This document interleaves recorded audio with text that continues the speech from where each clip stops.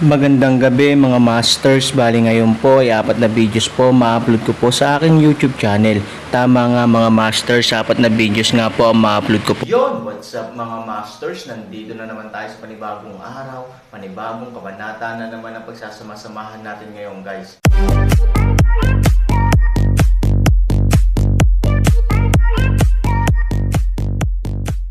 Bali mga masters, kung bago ka pa lang po sa aking YouTube channel, please click the subscribe button, lalong-lalo na po yung notification bell guys, para maging connected pa rin tayo sa isa't isa at maging updated kayo sa mga susunod ko pang video.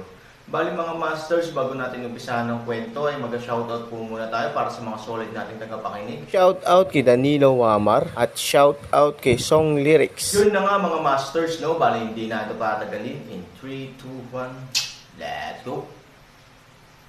Mga master, magbabalik tayo sa pag-upload ng 4 na videos everyday simula ngayon araw. Salamat sa solid na pagsuporta mga master. Bagamat ang mga salita ni Fu Tian ay lubos na ikinagalit ni Ivory, si Ivory ay walang magawa tungkol dito. Pagkatapos ng lahat, si Han Nayan ay nasa kamay ng kasuklam-suklam na lalaking ito, at maaari niyang saktan si Han Nayan anumang oras. Alam ni Ivory na walang silbi ang mawalan ng galit. Sa oras na ito, kung mas naghi-hysterical siya, mas gustong makita ni Fu Tian. Pag-isipan mo, pupuntahan kita ulit. Kung hindi mo ako mabigyan ng kasiya siyang sagot sa susunod, hindi ko magagarantiya kung ano ang mangyayari sa batang babae. Nang matapos si Fu Tian, tumawa siyang umalis. Galit na galit si Ivory kaya nanginginig siya, ngunit sa loob ng hola, wala siyang paraan para iligtas si Han Nayan. Ito ang patriarch ng pamilya ni Fu. Babantaan kanya ng buhay ng isang maliit na babae. Sa tingin mo ba siya ay mapagkakatiwalaan? Tanong ni Fu Mang kay Ivory. Sa oras na ito, mas handang maniwala si Ivory kay Fu Mang, dahil hindi talaga karapat-dapat si Fu Tian na maging patriarch. Ngunit nagulat ako na mayroon ka ng anak na babae, at gusto ni Fu Tian na pakasalan ka sa iba. Matatanggap ba ito ng kabilang partido? Ang Fu Mang ay isang napakagandang daan. Sa mundo ng lahat ng direksyon, walang muling pag-aasawa. Magkakaroon lamang ng isang kapareha sa buhay ng isang tao, at ang mag-asawa ay palaging magiging tapat sa isa't isa. Sa makatuwid, napakabihirang makakita ng ganitong sitwasyon bilang Ivory. Siyempre, may mga erotikong lalaki sa mundo, ngunit kadalasan ay hindi nila nililimitahan ang kanilang kalayaan sa pamamagitan ng pag-aasawa. Magiging masaya sila sa sarili nilang paraan. Hindi nagsalita si Ivory. Ngayon wala siya sa mood makipag-chat kay Fu Mang. Kung papayag siyang tulungan si Tian, maaari niyang iwan si Changgu sandali at humanap ng pagkakataon na iligtas si Han Nayan. Ngunit alam ni Ivory na napakaliit ng ganitong pagkakataon. Dahil kinuha ni Fu Tian si Han Nayan bilang isang banta, tiyak na naitago niya ng mabuti si Han Nayan. Paano ito mahahanap ni Ivory? Kung hindi matagpuan si Han Nayan sa proseso ng paghahanda para sa kasal, haharapin ni Ivory ang mga kahihinatnan ng pagtataksil sa Aaron, na hindi kayang tiisin ni Ivory. Ang gusot na pagpili, hayaan si Ivory sa isang kawalan, hindi niya alam kung paano gawin, kung paano pumili. Baka may magawa ako sayo. Bagamat hindi siya pinansin ni Ivory, hindi binitawan ni Fu Mang ang pakikipag-usap kay Ivory. Nang marinig ito, sa wakas ay nagkaroon ng reaksyon si Ivory. Dahil ngayon ay wala na siyang paraan, kung makakaisip talaga si Fu Mang ng anumang magandang paraan, magiging magandang balita ito para sa kanya. Hindi pwede, tanong ni Ivory. Akala ko hindi mo ako sinasadyang kausapin. Nakangiting sabi ni Fu Mang. Cut the crap, kung may paraan ka, sabihin mo sa akin dali. I swear with my life that one day, I will take you away from here and take back your position as patriarch. Matigas na sabi ni Ivory. Natuwa si Fu Mang. Bagamat tinanggap na niya ang kanyang kapalaran, pakiramdam niya ay mananatili siya sa kulungan habang buhay. Pero paanong hindi siya magagalaw kung may pagkakataon siyang lumabas? At ang mabawi ang posisyon ng patriarka ang talagang gusto niyang gawin. Gusto niyang tulungan ang langit para mabayaran ang kanyang kawalang hiyaan. Bagamat maraming taon na ako sa Tianlao, mayroon din akong sariling pinagkakatiwalaan sa Fushi. Dapat ay mayroon na siyang mataas na posisyon sa Fushi ngayon. Maaari mong ipanggako na tutulungan mo siya saglit at humingi ng tulong pagkatapos umalis sa Tianlao, sabi ni Fu Mang. Dahil lalaki mo siya, natatakot ako na pinatay na siya ni Fu Tian. Mahina na sinabi ni Ivory na hindi tanga si Fu Tian. Kung talagang inagaw niya ang trono, hinding-hindi niya hahayaang mabuhay ang mga pinagkakatiwalaan ni Fu Mang. Walang nakakaalam ng relasyon ko sa kanya, kaya hindi siya sasaktan ni Fu Tian, sabi ni Fu Mang. Anong pangalan niya? Tanong ni Ivory. Tulungan mo ako. Tulungan mo ako. Ang Pangala. Ang pangalang ito, hayaan ang Ivory na mabigla, dahil ngayon ang tulong mula sa, ay hindi ang asawa ng araw ng tulong. Ang kanyang pinagkakatiwalaan ay talagang ang babaeng tumutulong sa langit, kaya hindi nang ahas na maniwala si Ivory. At dahil naging asawa na ni Fu Li si Fu Li, paano pa niya matutulungan si Mang? Anong problema? Alam ang labis na reaksyon ni Ivory, nagtatakang nagtanong si Fu Mang, ngunit hindi niya maiwasang sabihin na may nangyari kay Fu Li. Alam mo ba ang relasyon ni Fu Li ngayon at ni Fu Chan? Tanong ni Ivory. Matapos pakinggan ang tanong ni Ivory, alam ni Fu Mang na tiyak na hindi simple ang relasyon nila. Ayon sa kanyang plano bago siya ipasok sa bilangguan, si Fu Li ay dapat na asawa ni Fu Tian. Ito ang huling gawain na ibibigay ni Fu Mang kay Fu Li bago siya pumasok sa bilangguan. Kung susundin niya ang plano, siya ang magiging asawa ni Fu Tian, sabi ni Fu Mang. Lalong nabigla si Ivory. Si Fu Li ay naging asawa ni Fu Tian. Bagay sa plano ni Fu Mang. Ikaw, bakit mo gustong maging asawa ni Fu Li si Fu Tian? Tanong ni Ivory. Tumawa si Fu Mang. Sa pamamagitan ng reaksyon ni Ivory, nahulaan niya na natapos na ni Fu Li ang gawain, na magandang balita para sa kanya. Hindi akalain ni Fu Tian na isang araw ay pagtataksilan siya ng kanyang taong-unan, tama ba? Hindi mo ba naisip na bawiin ko ang patriarkal na posisyon? At ang taong hindi makapaghinala kay Fu Tian ay natural na pinakamalapit na tao niya. Ipinadala ko si Fu Li kay Fu Tian para malaman kung paano niya sinuhulan si Fu Mo, sabi ni Fu Mang. Medyo maikli ang hininga ni Ivory. Kung payag si Fu Li na magtrabaho para sa Fu Mang ngayon, sa pamamagitan niya, malamang na direktang mahanap niya si Han Nayan. Hanggat ligtas si Han Nayan, hindi matatakot si Ivory at hindi banta ni Fu Chan. Ngunit ngayon ay may napakabigat na problema. Si Fu Li ay asawa na ng patriarka. Naaalala pa ba niya ang kanyang pagkakakilanlan at ang kanyang pagtugis sa Fu Mang? Marahil, matagal na niyang kinalimutan ang mga bagay na ito at pinagtaksilan si Fu Mang. Paano mo malalaman na hindi ka pinagtaksilan ng asawa ng patriarka? Kung tutusin, hindi mo maibibigay sa kanya ang matayog na katayuan na tinatamasa niya ngayon. Sabi ni Ivory, dahil halimaw ko siya, nakangiting sabi ni Fu Mang. Halos mawalan ng baba si Ivory, at malapit ng dumilat ang kanyang mga mata sa kanyang mga mata. Si Fu Li ay hindi isang tao, ngunit isang kakaibang hayop. Ang asawa ng patriarch ng angkan ni Fu ay isang kakaibang hayop.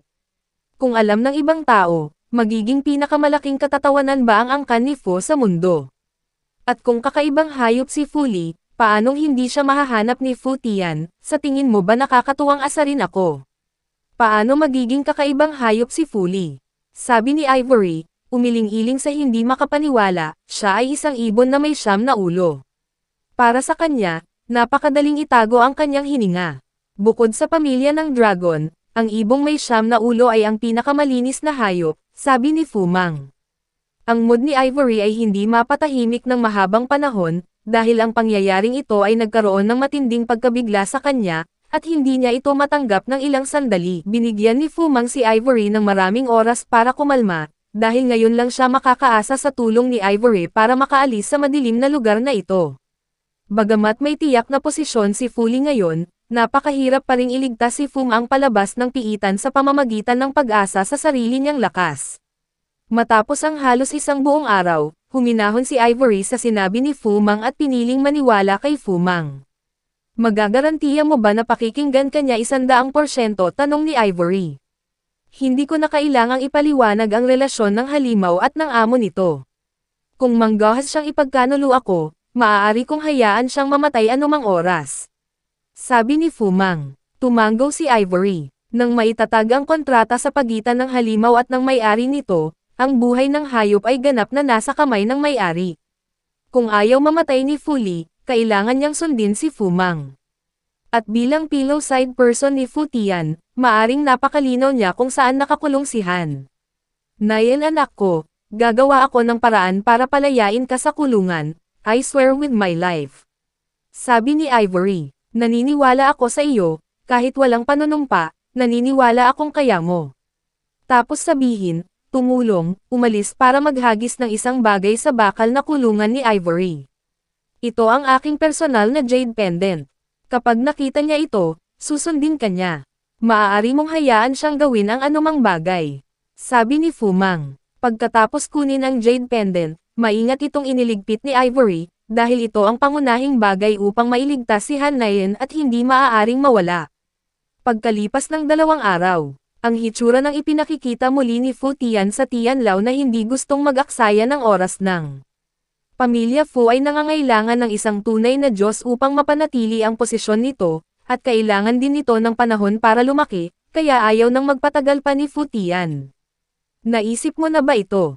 Ipanganak ang susunod na tunay na Diyos, natural na ibibigay ko siya sa iyo, ngunit hanggang doon, hindi mo siya makikilala. Sabi ni Fu Tian, at ang kanyang saloobin ay napakatatag, walang puwang para pag-usapan si Ivory. Sunahulaan na ni Ivory ang ganoong sagot. Paano niya hahayaan si Ivory na makita ng maaga si Han Nayan na may maingat na karakter ni Fu Tian, kung hindi ko siya makikita, paano ko malalaman na ligtas siya? Ay ang dinala ko sa iyo. Dapat mong malaman sa pamamagitan ng pagtingin dito. Tapos si Fu Tian, kinuha ang isang rolyo ng papel kay Ivory. Binuksan ni Ivory ang papel at may nakalagay na larawan. Isang pamilya na may 3, mga magulang sa paligid, ang batang babae na nakahawak sa mga kamay ng ang kanilang mga magulang, tumatawa ng napakasaya kahit na ang brush ay napaka-scribble, ngunit ang mukha ay napaka-verve. Alam ni Ivory na dapat ay mula ito sa Han Nayan, na nagpapatunay na buhay pa si Han Nayan. Ito na ang huling pagkakataon mo. Kung hindi ka nangako sa akin, tatapusin ko ang buhay niya pagkalabas ko ng kulungan. Pinapayuhan ko kayong pag-isipan itong mabuti. Sabi ni Fu Tian. Huminga ng malalim si Ivory, galit na tumingin kay Fu Tian at sinabing, wala akong ibang pagpipilian kundi ang mangako sa iyo. Hindi napigilan ni Fu Tian na matawa, ito rin ang resulta na inaasahan niya. Maaaring hindi ipagkanulo ni Ivory ang Aaron, ngunit sa harap ng buhay ni Han Nayan, paano niya makikita si Han Nayan na namatay? Ikaw ay isang mahusay na ina. Sabi ni Fu Tian at binuksan ang hola. Matagal ka nang hinihintay ng magiging asawa mo.